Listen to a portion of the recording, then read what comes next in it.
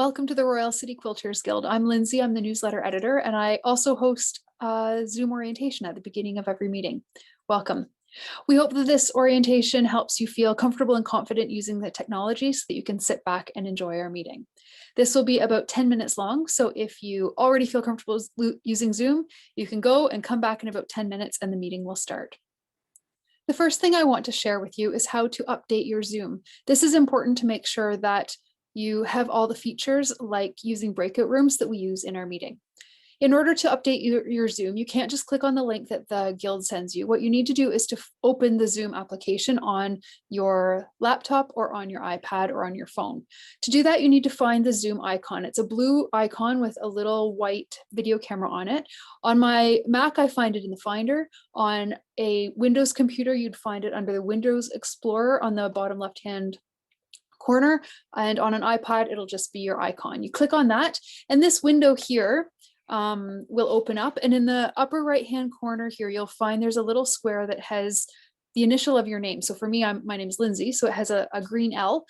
You click on that, and then this other window will pop up, and about 2/3 of the way down here, you'll find check for updates. Once you click on that, one of two things will happen. Either this top box will pop up telling you about the new updates that Zoom has sent out. You just click update and away it goes, or it'll tell you that you're updated already and there's nothing else you need to do.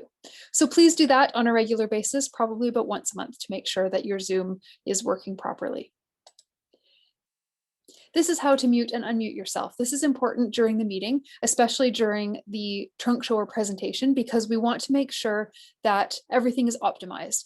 We want you to be able to mute yourself so that there's no background noise interrupting the speaker. And we also want to make sure you can turn your video off, because if you imagine 100 of us in the meeting, each of us with videos, that takes an enormous amount of bandwidth. And what happens is that the presentation starts to skip and stall. So we ask that everybody turns off their video so that it's optimal for everybody to enjoy and watch the trunk show.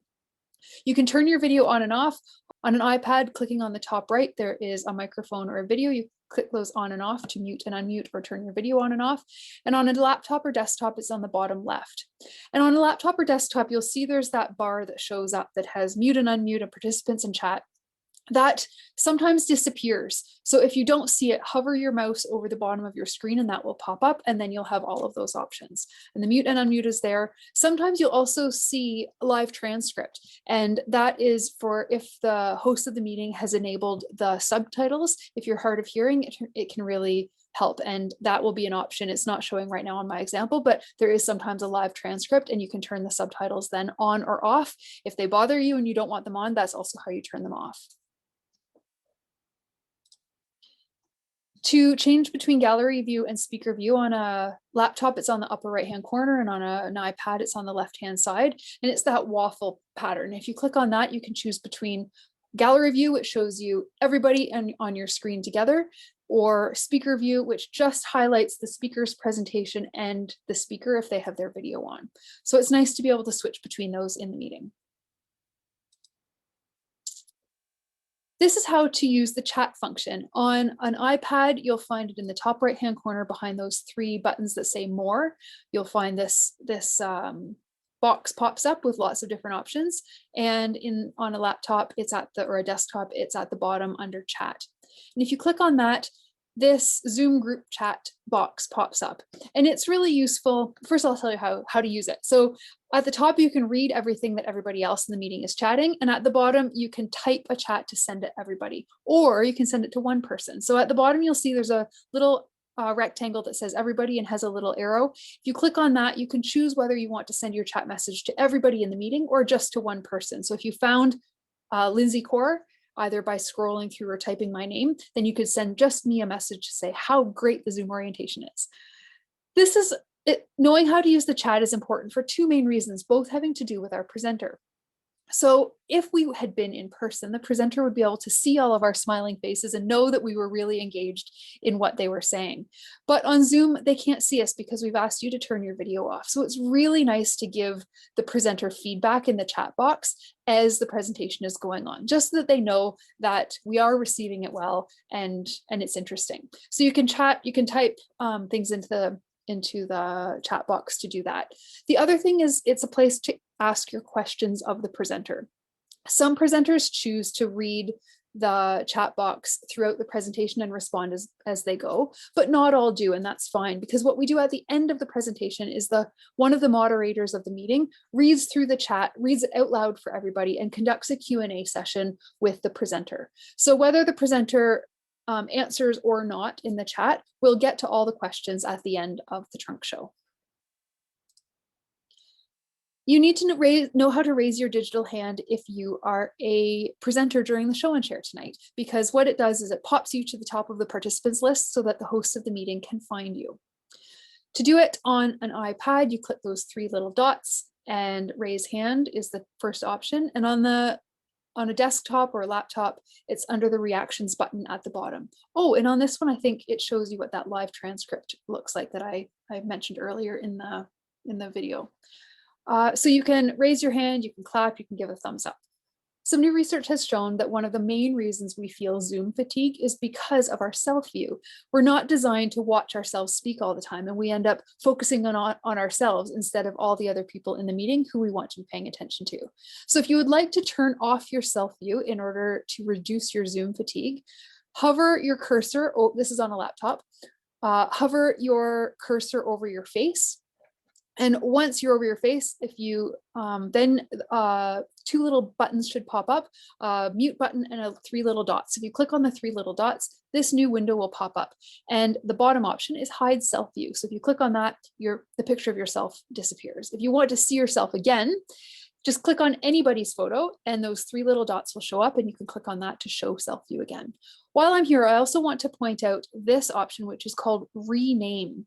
And that renames the name that's on your picture. And that's really nice because often people have their laptop or their iPad named as downstairs laptop, and that really doesn't help us know who you are. So if you would like to rename yourself so that we all know who you are, then the rename button there is the way to do it. On an iPad, to show and hide your self-view is at the bottom. If you click on that subtract sign, it hides your self-view, and then to bring yourself back up again, if you click on that Zoom icon in the bottom right hand corner, it'll make you visible again. We use breakout rooms in at the end of the meeting for some social time, and they're really lovely to connect with people in a more informal way and to actually chat rather than just sitting passively and listening to the presentation. We do this in 2 ways. Either the host of the meeting will automatically put you in a breakout room, and if that happens, this window will pop up asking you to join, and all you need to do is click join, and you'll be sent away from the main room and off into a breakout room. And that's the same on either an iPad or on a desktop or a laptop.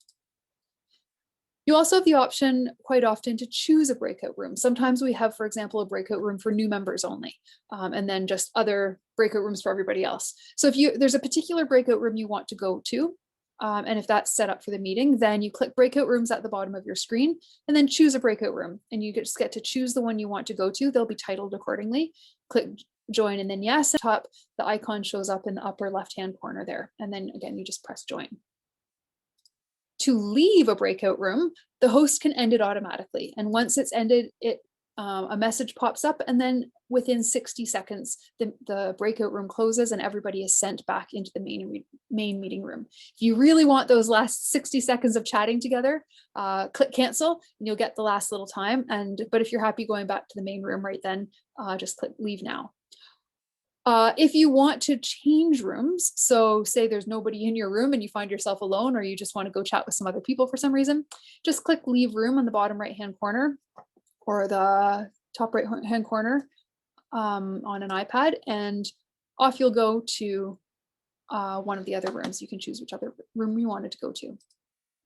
The last thing I wanted to mention is the polls. We use this during the AGM. If a poll pops up on your screen, it's because we're asking a question of you, and you choose your selection and then click submit. Thank you so much. I hope you enjoy our meeting tonight. If you have any questions, either send a chat to me or get in touch with Ali Anchor, either through her cell phone or through the chat function if you need any tech support. Thanks so much.